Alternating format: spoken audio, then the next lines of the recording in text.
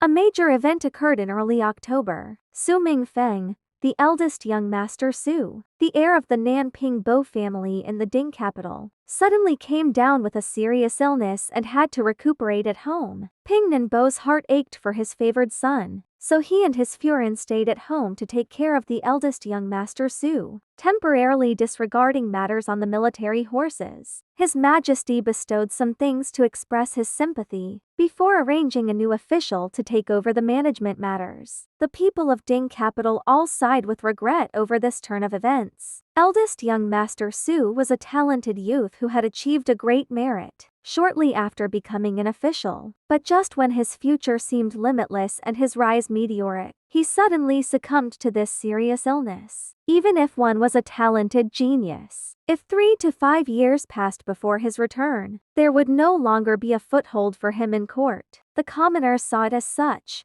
but his colleagues in court were uncertain. Some wise people said, "This isn't any illness. It is obviously avoiding a disaster." Originally, one would think that this Su family had been adding oil onto the blaze only to find out that the fire would burn them up. Who would have thought that they would see the situation clearly and take such a drastic measure to deal with it? Shen Miao was pruning the begonia flowers in the middle of the courtyard when these things reached her ears. These days in Guangwantang, as everyone had something new to say about the eldest young master Su, no one paid much attention to her. As a result, she had a few rare days of leisure. Young lady now likes all these plants. Gu Yu smiled as she said, "This begonia flower blooms really well." The deep red begonia flower's petals gave a bit of color to the bleakness of autumn. When she was the Empress, she was learning to manage the inner palace, helping Fu Shuyi win over the officials, was a hostage in Qin country and fought with my Furin.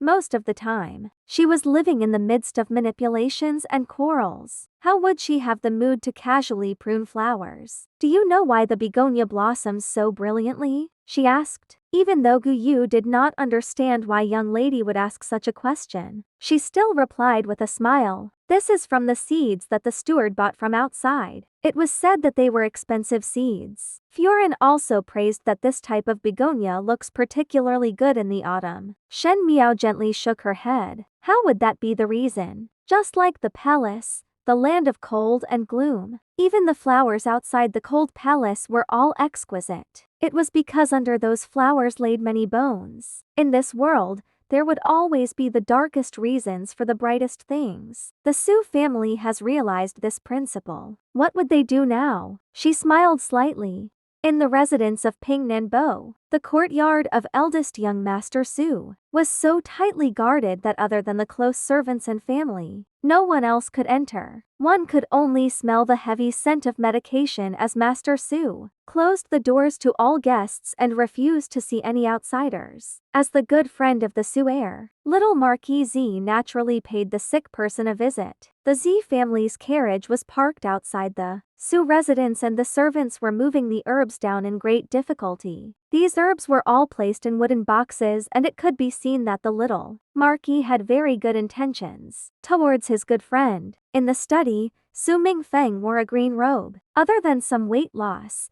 his spirit was as energetic as usual. Where were the traces of a serious illness? The brocade-clad youth who was facing him tightened his brows and asked, "Avoiding a disaster?" "Exactly." Su Mingfeng glanced at his good friend and sighed. "Now you see that the Su family's situation is getting better and better even as it has had an unbroken streak for generations. Thus, with regard to the matters on the military horses, there should not be any further promotions." But His Majesty did not suppress, but instead flattered the Su family. "You also made a contribution," Xi Jingxing reminded him. "It was because of the meritorious contribution that Father and I had become rather complacent and forgot the danger hidden behind it. When the merits get too big, it becomes a curse. The things I said, you understand." But because Su family was in the situation, one's eyes would be obscured by a single leaf. Now that everything has become clear, one must rein in the horse at the edge of the precipice as it is just too dangerous. Doing this is also good. Xi Jingxing nodded his head. "But you now need to stay at home for a few years in vain. I only want the Su family to be safe and sound," Su Mingfeng stated. "Enough talking about me. How about talking about you? Su family and Z family enjoy the ups and downs together. Since the Su family has acted in the nick of time, your Z family, he did not continue on. Zi Jingxing's eyebrows rose. What can he do to me if I do not serve as an official? There is only one Marquis of Linan in the Z family. He has to take into account everyone's words. Zi Jingxing and Su Mingfeng were different. Because of the Su family, Su Yu had gotten his son to serve as an official early on, but Zi Jingxing did not do so. Therefore, he only had a leisure post to his name. Many campaigns that he went on with Zi Ding was only as a family member. Even if the Imperial family wanted to suppress the Z family, they would not beat down a son that would not take over the family clan. You do have deep plans and distant thoughts. Su Mingfeng could not help but laugh. I did not do it to guard against him, Zi Jingxing lazily said. He truly did not guard against the Imperial family. He simply did it to go against his father. However, he frowned and suddenly turned the conversation around. How did you suddenly figure out this matter? The previous times that I had reminded you,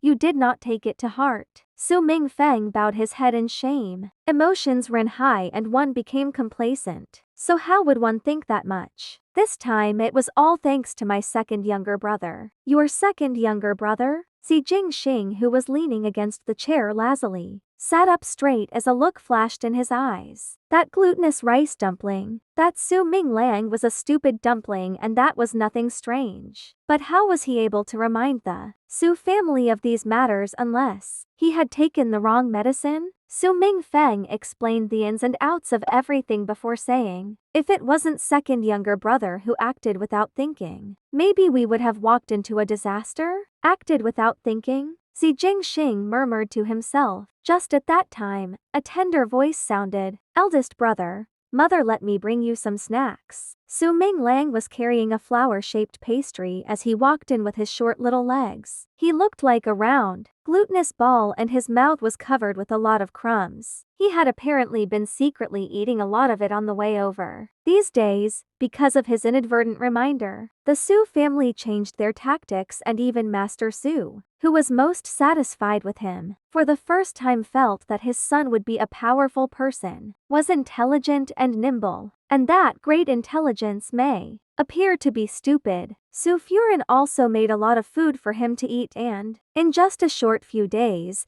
Su Minglang had grown even rounder. When he saw that Zi Jingxing was still present, he could not help but lower his voice. He did not know why, but he was always somewhat afraid of this handsome friend of his eldest brother. Su Minglang placed the snacks on the table and turned to run away after saying, eldest brother, I am leaving. He did not think that someone would grab a hold of his collar. He turned back and saw the brocade-clad youth gently squat down and pat his head with a pair of vivid and smiling eyes. But his eye expression was incomparably cold. He asked, who taught you that sentence? Su Minglang stared wide-eyed. Boil the hound once the rabbit is caught. Zi Jingxin smiled extremely wickedly.